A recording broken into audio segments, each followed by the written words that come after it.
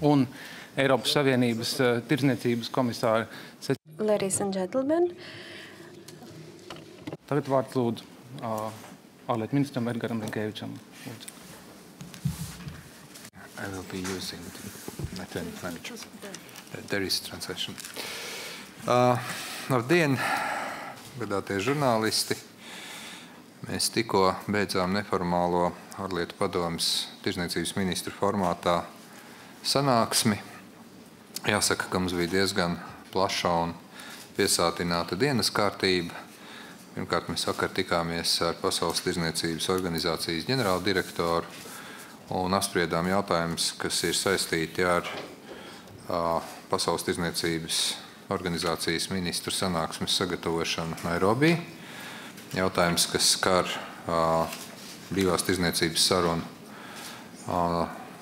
raundu, tā saucamo Dohas attīstības raundu. Un jāsaka, ka mēs kā Eiropas Savienība vakar gan ministri, gan arī komisāri apliecinājām to, ka mēs vēlamies noslēgt jau kopš 2001. Gada sākušo sarunu procesu, veicināt globālu brīvās tirdzniecības režīma ieviešanu.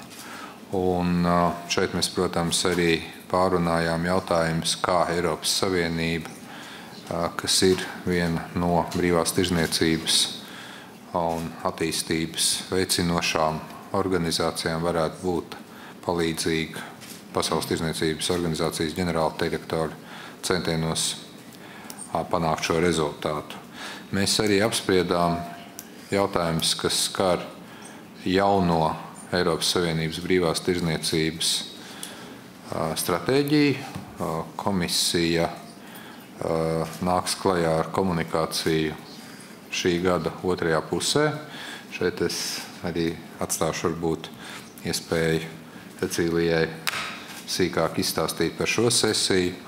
Un visbeidzot mēs apspriedām, protams, jautājumus, kas skar statusu sarunās ar Japānu un Vietnamu par brīvās tirdzniecības līgumiem. Jāsaka, ka mēs redzam ļoti labu progresu sarunās ar Vietnamu. Ceram, ka mēs drīzumā spēsim noslēgt šīs sarunas. Un, protams, mēs vēlētos redzēt arī pēc iespējas ātrāku sarunu noslēgumu ar Japānu. Bet šeit, protams, vēl ir vesela rinda jautājumi, par kuriem būs jārunā, jādiskutē, lai arī mēs redzam progresu, tomēr ir atsevišķas pozīcijas, kurās mēs redzam nepieciešamību turpināt sarunas. Un visbeidzot, varbūt vispopulārākā tēma gan šai pus okeāna, gan arī otra pus okeāna, protams, ir brīvās tirdzniecības līgums, ja mēs lietojam bieži vien anglisko saīsinājumu TTIP.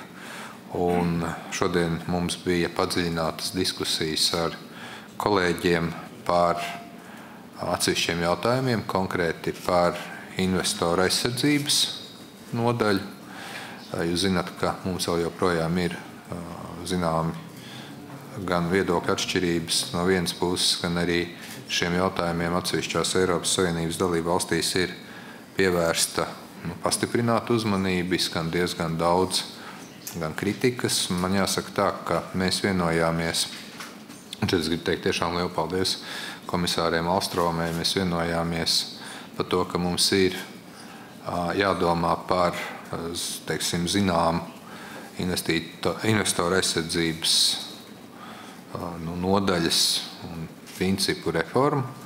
Vienlaikus neaizmirstot to, ka šī līguma noslēgšana kopumā gan ekonomiski, gan politiski ir gan Eiropas Savienības, gan Amerikas Savienoto valstu interesēs.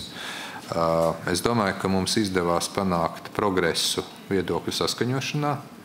Domāju, ka mēs pamazām tuvojamies gan vienotā izpratnē Eiropas Savienības līmenī, gan arī sarunās ar Amerikas Savienotām valstīm ir progress. Neapšaubām, ka ne mūsu prezidentūras, ne visticamāk arī nākamās Luksemburgas prezidentūras laikā sarunas netiks noslēgtas. Bet mēs no savas puses, un es kā prezidentūra apliecināju, ka mēs esam gatavi turpināt ciešu sadarbību ar komisāri un turpināt šo jautājumu skatīt 7. maija formālajā ārlietu padomes tirdzniecības formātā sēdē Briselē un censties panākt zināmas politiskas vienošanās par atsevišķiem ar investoru aizsardzību saistītiem jautājumiem un kopumā ar brīvās tirdzniecības līgumu. Es tikai gribētu uzsvērt to, ka mēs tiešām ļoti augstu novērtējām to, ko komisija ir darījusi un komisāre ir darījusi saistībā ar atklātības veicināšanu, saistībā ar šo līgumu, mītu kliedēšanu. Te ir ļoti daudz mītu un stereotipu, kas ir radušies un kas neatbilst patiesībai. Un patiesībā sakot, man jāsaka tā, ka mēs izteicām ļoti stingru atbalstu komisārei Malmstrēmai, kur ir galvenā sarunvede un arī politiska apņēmība viņu atbalstīt. Tā kā ceru, ka, ja ne šogad, tad nākamā gada laikā mums tomēr izdosies virzīties uz priekšu šī līguma saskaņošanu un varbūt parafēšanu. Protams, ka mēs negribam upurēt ne mūsu intereses, ne principus kaut kādu laika kalendāru dēļ, bet mēs ļoti labi saprotam, ka arī mēs nevaram šīs sarunas ilgt bezgalīgi. Tā kā iekšējās diskusijas šeit bija ļoti auglīgas, ir, zināms, progress panākts, bet mums, protams, vēl daudz darba priekšā. Es šeit varbūt vēlētos likt punktu savai uzrunai un aicināt Cecīliju tad teikt pāris vārdus. Komisārei vārds lūdzu.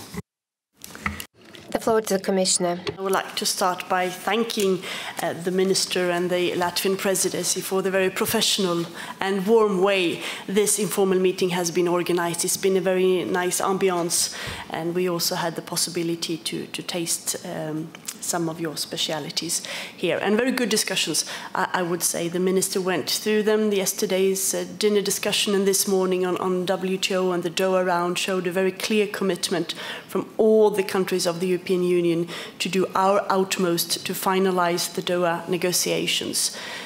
We, of course, as the biggest economic bloc in the world, we have a special responsibility to make sure that we can contribute. No, it's not only in our hands, but we will be working with the Director General Azevedo to support him to achieve a good, balanced deal with a focus on the poorest countries of the world. And the aim is, of course, to get a political agreement at the ministerial conference in Nairobi in December. We also discussed trade and the benefits of trade. The Commission published a paper. It will be online now for you to read, where we highlight some of the benefits of trade, giving more statistics and background of the importance of trade for all the countries, giving some examples, also giving some evaluation of the Korea agreement that have now been entered into force for 3 years. It has shown very positive effects for the European economy and our possibilities to export. Also, that will be online tomorrow when we will present that in the press room in Brussels. 31 million people in the EU are employed in trade-related jobs, and these jobs tend to be better paid, more qualified, and we need, of course, more of those jobs, and that's why it's so important to have a broad and ambitious trade agenda. 90% of growth globally will come from outside Europe the coming years. So we need to be there, and trade will have an increasingly important part in our aim to recover in our economy. And that is why, as the Minister referred to, we will publish later this fall a communication on our trade priorities, making the narrative for trade, but also highlighting our different priorities, both when it comes to the bilateral, plurilateral and multilateral agenda, but also strategic partners in our neighborhood and elsewhere, making clear the economic case for trade, for jobs, for growth, for investment, for possibilities, but also increasingly trade is a political is foreign policy related, I would say. Trade has a very important role to play to fight poverty in the world, and also to promote the values that are very important to us in the European Union when it comes to sustainable development, the rule of law, human rights, labor rights, etc. And we would discuss how we can merge those two aims in an even better way globally.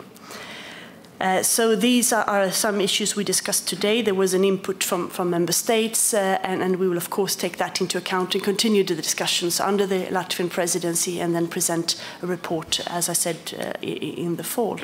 Finally, I had the possibility over lunch to update the ministers where we are on our negotiations on TTIP, the negotiations we have with the US. I met with the American trade representative, the trade ambassador Mike Froman, on Friday in Brussels.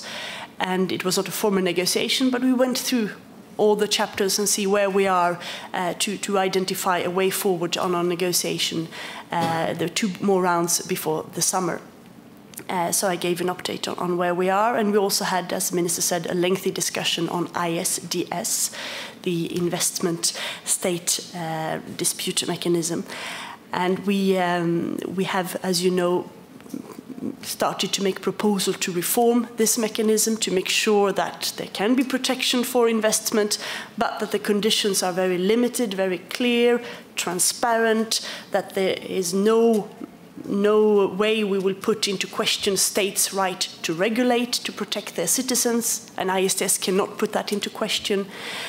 Also discussing possible reforms when it comes to an appeal mechanism, creating a sort of permanent court with pre-designated judges who will lead these arbitrations, and going to a much more transparent, legitimate way of dealing with this. These are proposals that are being discussed with ministers, with members of the European Parliament, and we hope that we can put forward a proposal later this spring that would then be sort of the ISDS version from the European Union side, and that will then go into all our in the TTIP, of course, but in all future negotiations as well.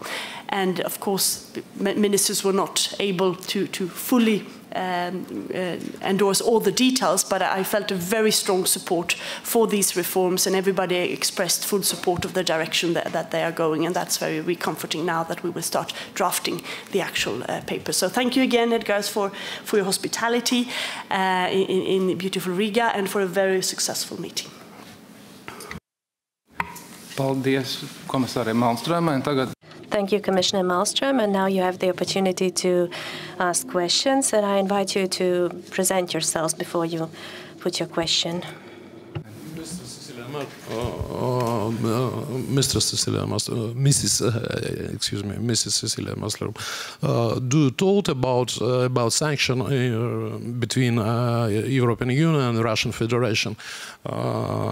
I know you personally against these methods, and what I think about forecasting is bilateral trade between European Union and Russian Federation. Thank you. No, we did not talk about this. This is a subject that is being discussed among foreign ministers, and of course the European Council. Maybe there was a misunderstanding. I am fully backing the sanctions against Russia, of course, that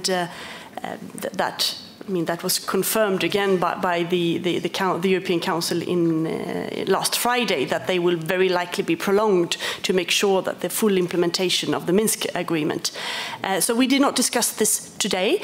On the trade relations with Russia, well, first of all, we need to see that Russia fulfills all its commitments in the WTO. There are several irritants between the EU and Russia there, so we need to address them. Then, if we are to discuss any further deepening of our trade relations, well, that is related to the full respect from Russia's side for the implementation of the Ukraine agreement with us. So first that has to take place, and then we can possibly start discussing at a later stage. I have met with the minister from the Russian side, made this very clear to him, and we have agreed on meeting again to discuss practical solutions to the implementation of the Ukraine agreement, while making very clear that this agreement is done between Europe and Ukraine. It is not for Russia to amend it, but if there are practical agreements that can be made as stated in the Minsk agreement, we are of course willing to look at some of the Russian concerns. Thank you. Could you please introduce yourself before you ask the question? Thank you. Here you go. Thank you. Linnea Vladimikov for EU Trade Insights. Commissioner, on Japan, Vietnam, and I think also India was briefly discussed. Vietnam, I think they wanted to conclude by the end of this month. There's a negotiating round going on this week. Can you tell us when do you think this could be concluded? India, can we expect the talks to resume anytime soon? And for the presidency on ISDS, I think so. The commissioner briefed you on these new ideas for ISDS or preliminary thoughts. How is this received by other ministers? Thank you. Yes, we have a round of negotiation with the Vietnamese as we talk this week.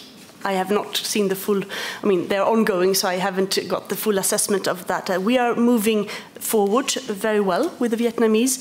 There are some outstanding issues. I do not want to give you a date when we conclude, but we count on concluding this before the summer.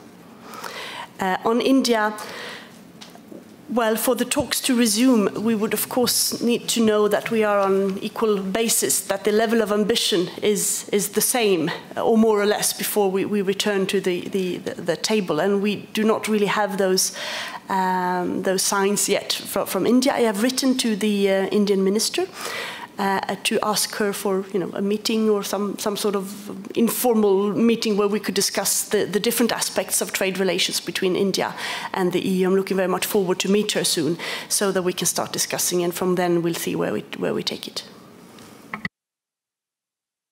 Just a short answer. The overall reaction of the ministers to the proposals by the Commission has been positive. You also know that we are having the TTIP issue, and particularly ISDS, as a hot potato when it comes to general debate in some countries, and also in the European Parliament.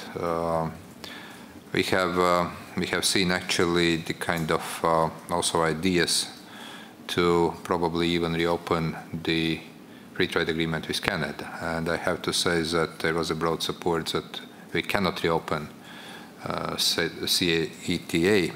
What we can do, of course, is to look at some particular ways of, let's say, the legal scrubbing, but there has not been kind of overall objection. On the contrary, I have been all ministers saying their supportive words to the proposed reform of, let's say, and proposals of the reform of some of parts of TTIP. As I said in my introductory remarks, we are ready to work closely with the Commissioner. Our next meeting is scheduled for 7th of May. This issue will be included in the agenda of formal Council's meeting, and we'll continue to work. I think that it was also a very useful exchange for the Commissioner, seeing and hearing the reaction around the room to now work further on some of elements when it comes to ISDS, and actually to some extent to the broader context of TTIP. And I do believe that what we currently really need is a political will on both sides of Atlantic. You know that President of the European Council, Tusk, met with President of the United States of America, Mr. Obama. They have discussed TTIP. That has been one of the key elements. There is a broad agreement that we should move forward. There is only minor details, of course, left, but this is a bit in an ironic sense. Thank you. Thank you. Yes, please. My name is Yuris Kaja. Today I represent the Spanish news agency EFE. My question concerns, it sort of touches on sanctions that have important resources that are now in a state of chaos, such as Libya, and how does that affect the general climate for trade in the world? Did you discuss that at all? Do you see this is going to be a good year for world trade, or do you see there are more problems arising? Things like I guess you could call it blood oil coming out of the ISIS areas and that sort of thing. That's one question. And then could you clarify for us what the main differences of opinion or viewpoint between the European Union and the United States are on this investment protection part of the TTIP? Well, so your first question is a seminar. I mean, I cannot give you a short answer to that, but we did not get that specific. But of course, our communication aims to look at trade in a changing world environment, both specific trade, but also, of course, the need for Europe to find new markets and our need to engage on different levels, and also the role that trade can play in certain countries when it comes to working more towards the defense of human rights, the rule of law, good governance, and so on. But we did not go into detail of the issues of Iran, Libya, and so on. I think Foreign Minister and his colleagues are busy discussing that all the time. On the investment part with the US, because we have had quite a lot of internal discussions on the ISDS clauses internally in the European Union, we asked the Americans to sort of freeze negotiations on that particular part. As you know, it is part of the mandate that the European Commission has received that it should be included. The US have also said that we need investment protection somehow, but they have been very respectful of our internal procedure. So we have put that in the freezer for the moment when it comes to negotiation in order for us to find a way forward. And when we talk with the US, we have enough on our agenda, so we haven't really started discussing that yet. But they have also said very clearly that this is an arrangement that is needed, but they have been open to discuss different parts of reform as well, to limit the abuse and to make sure it's used for the purpose it's there for. Let me just start very quickly at the kind of presidencies that chaired the councils that we didn't have any discussion on sanctions. This is really, as Cecilia said, this is the right reserved, and I am now putting my second hat, the main hat, at the right, which is reserved to Foreign Affairs Council or European Council. We have been dealing with issues that are related to, as we just said, upcoming ministerial conference in Nairobi of World Trade Organization, and also TTIP, and also the ideas presented by the Commissioner on the new strategy for free trade that is going to be published as the communication of the Commission somewhere in autumn, I believe. Second part of the next year would be more correct description. Thank you. And we have time for one more very brief question. The gentleman over there. Yeah, thank you. Thank you. Joe Kerwin with BNA Publications. I have questions for the Commissioner. Now that you've been on the job for 4 or 5 months, I wonder if you could just maybe make some specific comments on particular issues that are in TTIP. One of them on financial services. For example, yesterday in the Parliament, in the Econ Committee, they approved an amendment that didn't insist that financial service regulation be part of the regulatory part of the component of TTIP. And I was wondering if that's something that the Commission can live with. Obviously, that's an issue in dispute with the U.S. as they are opposed to it. Second thing, you mentioned back in your speech in November before the Trade Committee to work for if I quote you correctly, a historic compromise on geographical indications. And I was wondering if you could just give us some idea of what you meant by a compromise in geographical indications, because as far as I can see, doesn't seem to be much of that in the works.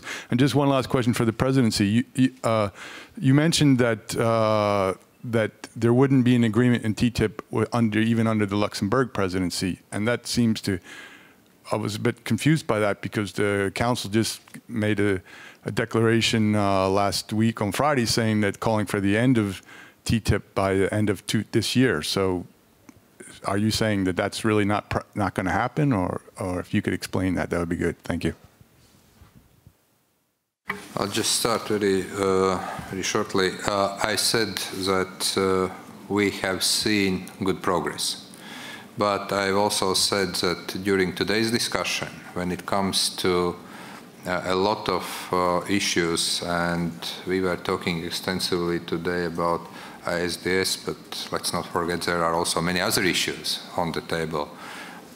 Public procurement when it comes to our position vis-à-vis United States, also food safety standards, or we know that under the name of GMOs, that is also obviously an issue in some countries, and also those issues have been discussed. So what I've said is that the general mood in the Council was that we have to do our best to get to the agreement, as European Council has said. But we also don't want the agreement just because, or just for the sake of the agreement at that timeline. We also have our publics, we have our interests, and we have to take that into account. So we have been discussing the overall strategy, how to achieve the agreement, but we cannot exclude that it may take longer. The political will is there, but certainly in order to tango you need two sides, and we have seen that some of issues have been addressed vigorously, but still we have also some issues where we have disagreements. We will have to make, let's say, the deals with the United States, and that's not going to be an easy process. So the will is there, but the understanding also is there that it may take longer, that this is not the agreement for the sake of agreement, it's an agreement which has to be a good agreement. That was a general sense when it comes to today's discussion. Yes, I fully agree with the Minister. When you negotiate such as an ambitious agreement as we do with the US, it's the most ambitious agreement ever. You cannot put a date. You have to see when it's done and not before. We are aiming both sides to conclude this under the Obama administration. That depends, of course, on the speed of the actual negotiations, and then there are lots of politics playing in, for instance, an electoral agenda in the US, whether this is possible or not. This is my aim, but I cannot give you a date. It has to be a good deal rather than a quick deal. If we can combine it, fine. On the financial services, this is important to be included from us. What happened in Econ yesterday, I'm not sure. I was here all day yesterday, so I'll have to analyze this. I cannot answer you. I have no idea.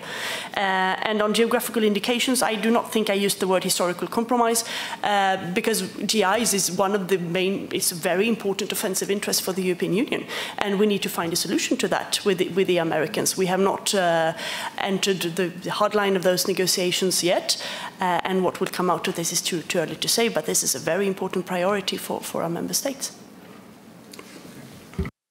Thank you, Commissioner. Thank you, Minister. This concludes the press conference. Thank you. Thank you very much.